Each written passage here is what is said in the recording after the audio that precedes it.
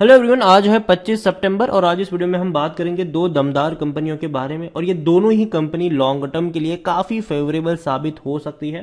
और अगर गिरावट जब भी आती है यहाँ पर हमेशा खरीदारी के मौके भी बनेंगे, लेकिन खरीदारी कौन से लेवल पर करनी चाहिए ये काफ़ी इंपॉर्टेंट है। तो वीडियो को पूरा ज़रूर देखिएगा कि किस लेवल पर मैं बाइंग की बात कर रहा हूँ। मैं ये नहीं कह रहा हूँ कि अभी कभी जाके खरीद लो, जी नहीं, लेकिन कहाँ पर अगर ये टूट कर बिखरेगा। हालांकि बाजार में थोड़ी सी गिरावट जरूर है, और ऐसे में अगर ये शेयर टूटते हैं तो कौन सा लेवल बाइंग के लिए सही होगा उसके बारे में हम डिस्कस करेंगे। तो वीडियो को शुरू करूं उससे पहले अगर आपने अभी तक चैनल को सब्सक्राइब नहीं किया है तो प्लीज अभी इसे सब्सक्राइब कर लीजिए, क्योंकि आगे भी बहुत सारे वीडियोस हैं जो आपको काफी ज्यादा हेल्प करेंगे। तो पहली कंपनी जो है वो है रिलायंस इंडस्ट्रीज। देखो, ये दमदार कंपनी है, बेहतरीन कंपनी है, और यहां पर लॉन्ग टर्म में पैसा बनेगा ही बनेगा। 2440 रुपए के आसपास ये ट्रेड कर रहा है और लगातार गिरावट देखने को मिली है। यहां पर समझना होगा कि रिलायंस इंडस्ट्रीज में क्या क्या बिजनेसेस शामिल है। अगर आप देखो तो भैया इनका जो ऑयल टू केमिकल का बिजनेस है, बहुत बड़ा बिजनेस है, वो इसी का पार्ट है। रिलायंस जियो जो इंडिया की सबसे बड़ी टेलीकॉम कंपनी है, वो भी इन्हीं का पार्ट है। और 5G के लॉन्च के बाद इसमें और बड़ी तेजी आएगी। 1 अक्टूबर से 5G लॉन्च होने वाला है इंडिया में, तो चीज़ों को याद रखिए। दूसरी यहां पर अगर बात करें तो रिलायंस रिटेल, ठीक है, वो भी इसी का पार्ट है। यहां पर आप जगह जगह पर रिलायंस स्मार्ट के भैया मॉल्स आपको देखने को मिल जाएंगे, तो भैया रिलायंस रिटेल इसी का पार्ट है। तो याद रखिए, आने वाले दौर में अगर ये बिजनेसेस अलग अलग होते हैं, मतलब कि डीमर्ज भी होते हैं, तो बहुत बड़ा फायदा होगा। इसकी जो वैल्यू है वो अनलॉक होती नजर आएगी। और जिस तरीके से खेल अदानी ने खेला है अलग अलग बिजनेस को बनाकर, आने वाले दौर में मुकेश भाई अगर ये चीज करेंगे तो याद रखिए अदानी से भी बड़ी नेटवर्थ जो है वो उनकी बन जाएगी। क्योंकि जाहिर सी बात है, जब हर कंपनी अलग अलग प्राइस पर लिस्टेड होगी और जाहिर सी बात है लोग खरीदारी भी करेंगे, बहुत बड़े पैमाने पर वैल्यू अनलॉक होती नजर आएगी, तो बहुत बड़ा गेम होगा यहाँ पर फ्यूचर में। लेकिन हालांकि थोड़ा सा इंतजार करना पड़ेगा, लेकिन जो गेम होगा वो काफी बड़ा होगा।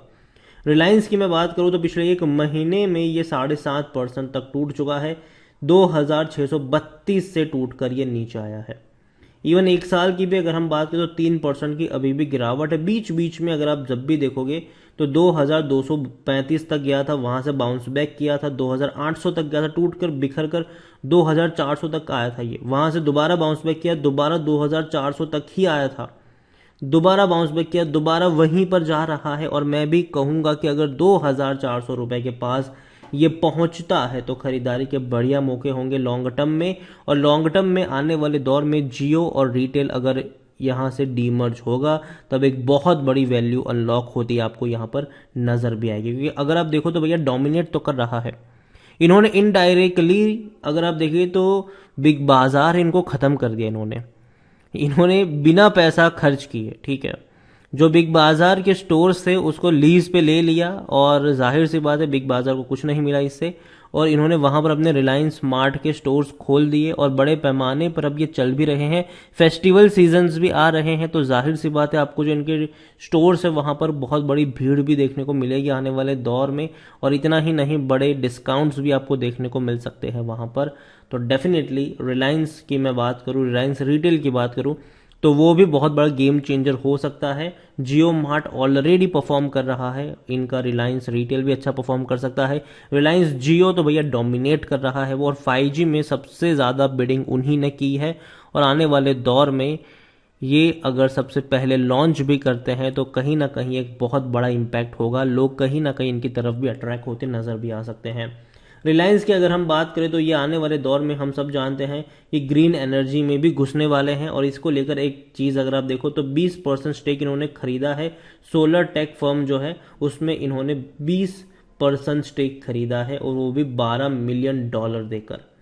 और ये बहुत बड़ी बात है कि भैया Reliance new energy limited wholly own subsidiary firm signed definitive agreement to invest in Celsius corporation. तो ये यहाँ पर कैलिफोर्निया में इनका हेडक्वार्टर है, हालांकि इंडिया में नहीं है, कंपनी इंडिया के बाहर है। और यहाँ पर देखिए, this partnership is expect to help Reliance produce higher efficiency and low cost solar modules at its giga factory in Jamnagar Gujarat.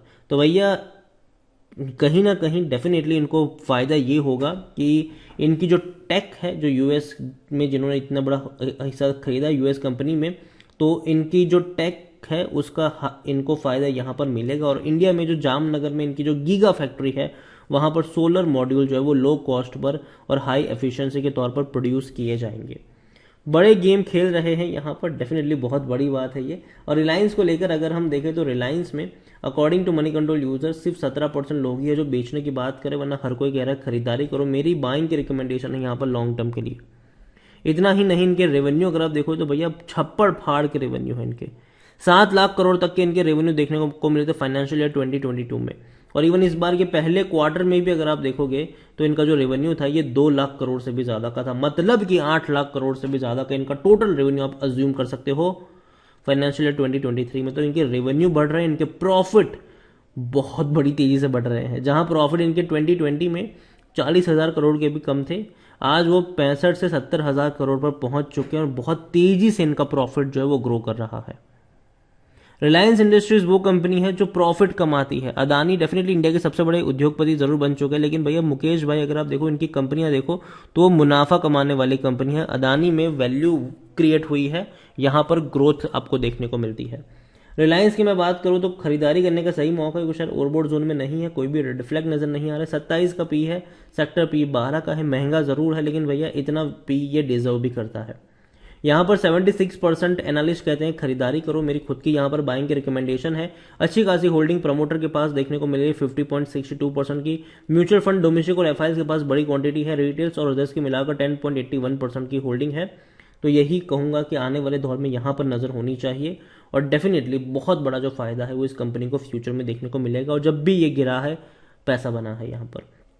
दूसरी जो कंपनी है वो है हिंदुस्तान यूनिलीवर, और ये बहुत दिग्गज कंपनी है भैया। रिटेल सेक्टर की सबसे दमदार कंपनी में अगर आप नाम गिनो तो एचयूएल यहां पर आता है और बहुत बड़ी कंपनी है ये। एचयूएल में अगर आप देखोगे तो पिछले एक महीने में 4% का ग्रोथ है। इसने तेजी दिखाई जब बाजार टूट रहा था, ये भाग रहा था, और ये चीज हमें हर बार देखने को मिली है कि एफएमसीजी में तेजी आती है जब बाजार में प्रेशर आता है, क्योंकि लोग वहीं पे सेफ इन्वेस्टमेंट समझते हैं। एक साल में अगर आप देखोगे तो 1% का ही ग्रोथ है। बीच में भयंकर गिरावट आई थी और मैंने पहले भी कहा था कि अगर 2000 के नीचे एचयूएल का शेयर मिल रहा है तो खरीद के भूल जाओ इसको। अभी मैं कहूंगा कि अगर 2500 रुपए के आसपास एचयूएल का शेयर मिले, खरीदारी के मौके बनेंगे। यहां पर कंपनी का भैया इतना बड़ा तगड़ा कैसा कि पोर्टफोलियो है। इनकी ब्रांड्स ही अगर आप जाओगे तो एक नहीं कई सारी ब्रांड है इनकी, कई सारी। बूस्ट इन्हीं की ब्रांड है। चाय भैया red label, 3 roses, red label ताज़ा, ताजमहल ब्रू कॉफ़ी की है ये, क्लिफ, कई सारी यहाँ पर चीज़ें देखने को मिल जाती है यहाँ पर। इवन ब्रश वगैरह भैया डेफिनेटली। क्लोजअप यहाँ पर देखें तो ये इन्हीं का है। क्लिनिक प्लस अगर हम बात करें इन्हीं का है। कंफर्ट की बात करें इन्हीं का है। डव की बात करें, डोमेक्स की बात करें, कोर्नेटो आइसक्रीम की बात करें, फेयर एंड लवली की बात करें, भैया एक से बढ़कर एक प्रोडक्ट इनके पोर्टफोलियो में शामिल है। हेलमेंस की बात करें तो वो भी यहाँ पर है। हॉर्लिक्स यहाँ पर आप देखो तो भैया बहुत बहुत बहुत बड़ा वास्ट रेंज है। इंदुलेखा से लेकर किसान केचप हम सबने देखा है भैया। नॉर का सूप से लेकर कई सारी चीजें। क्वालिटी वॉल्स आइसक्रीम भैया डेफिनेटली। लैक्मे बहुत बड़ा ब्रांड है इनका। लाइफ बॉय भी देखो, लिप्टॉन भी देखो, लिरिल भी देखो, लक्स भी यहाँ पर देखो, पियर्स देखो, आइसक्रीम का ब्रांड मैग्नम देखो भैया। एक नहीं कई सारी ब्रांड है और कई बड़ा प्रॉफिट कर दिया। पेप्सोडेंट से लेकर पॉन से लेकर यहाँ पर रेक्सोना से लेकर रिन से लेकर सनसिल्क से लेकर सर्फ एक्सेल से लेकर ट्रेसमे से लेकर विम तक या फिर वैसेलिन तक बड़ी बड़ी ब्रांड है ये, बड़ी बड़ी ब्रांड है। और इनका जो कंजम्पशन है वो पहले भी था और आगे भी रहेगा। चाहे भैया मंदी चल रही हो या तेजी, इनकी जो प्रोडक्ट है वो तो बिकनी ही बिकनी है। लोग खरीदारी करेंगे ही। लार्ज कैप शेयर है, 6,36,000 करोड़ से भी ज्यादा का इसका मार्केट कैप है। रेवेन्यू शानदार है, 14,600 करोड़ से भी ज्यादा के रेवेन्यू है और 2,380 करोड़ के प्रॉफिट्स करने वाली ये कंपनी है। हिंदुस्तान यूनिलीवर के बारे में अगर आप देखोगे तो भैया यहाँ पर 100% लोग कह रहे बेचो, क्योंकि जाहिर सी बात है जिस रेंज में ये ट्रेड कर रहा है वो रेंज एक कहीं ना कहीं कह सकते कि एक रेजिस्टेंस जरूर है। पहले भी यहीं से टूटकर बिखरा था, लेकिन मैं कहूंगा कि देखो जब भी टूटेगा खरीदारी के मौके, मैं ये कहूंगा कि 2,400 2,500 का जो रेंज होगा वो बाइंग का रेंज होगा। खरीदारी का अभी भी सही मौका है। शेयर ओवरबोर्ड जोन में नहीं है। डिविडेंड भी अच्छा पे कर रहा है। होल्डिंग से भी अगर हम बात करने जाए तो अच्छी खासी होल्डिंग नजर आती है। प्रमोटर की 61.90% की। म्यूचुअल फंड डोमेस्टिक एफआईएस के पास भी बहुत बेहतरीन होल्डिंग है। रिटेल्स और अदर्स की भी 12.60% की होल्डिंग है। देखो मैं एचयूएल को एक सेफ शेयर मानता हूं कि यहां पर डूबने का खतरा तो इसका ना के बराबर है।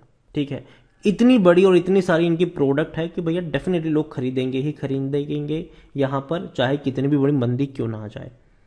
लेकिन जिस प्राइस पे ट्रेड करें वहां पे मत खरीदना इसको। लेकिन अगर 2400 2500 के बीच में ये मिलता है तो वहां पर मौके बन सकते हैं। तो वीडियो को यहीं पे एंड करूंगा। पसंद आया हो तो लाइक करो, शेयर करो। चैनल अगर पहली बार आए तो प्लीज सब्सक्राइब करें। और रिलायंस इंडस्ट्रीज और हिंदुस्तान यूनिलीवर, इन दोनों में से कौन सी कंपनी आपको पसंद है वो भी आप मुझे कमेंट में लिखकर बता सकते हैं। Thank you.